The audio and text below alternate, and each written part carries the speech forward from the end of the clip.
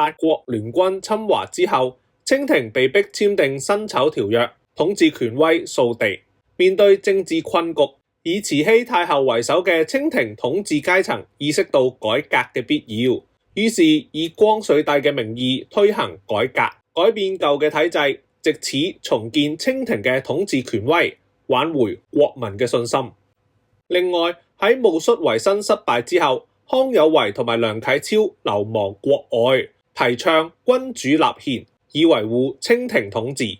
朝中一啲官員，例如張之洞、袁世凱等，亦都支持立憲。呢啲官員參與推行新政，積極推動清廷改革政制，以實現國家富強，免受列強侵凌，而且藉此抗衡革命風潮，延續清室統治。清末新政以戊戌維新嘅措施為基礎，重要措施有4方面。首先係政治方面，清廷下令廢除一啲舊嘅官署，設置新部門，而且參考外國例子修訂法律，改革司法制度。喺各省設置議政機關，成員由選舉產生，又派大臣出國考察憲政，宣布預備立憲同埋成立內閣。軍事方面，清廷喺中央成立練兵處，以西發編制同埋訓練新式陸軍。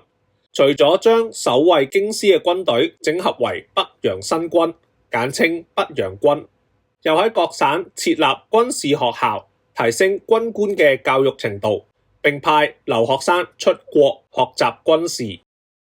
經濟方面，清廷設立農業部同埋工商部，制定商業法，鼓勵同埋保障工商業發展，而且以獎勵措施協助提高工商業者嘅社會地位。最後係文教方面，清廷喺公元1905年光緒31年下旨廢除科舉考試，設立各級學堂，推行西式學校制度，設置學部專責管理，同時籌集經費，派遣學生留學外國。此外，又禁止吸食鴉片、婦女纏足等傳統陋習。清末新政最後係俾革命運動推翻清朝而告終。雖然新政無法挽救清廷嘅統治，但係就進一步推動咗中國嘅現代化。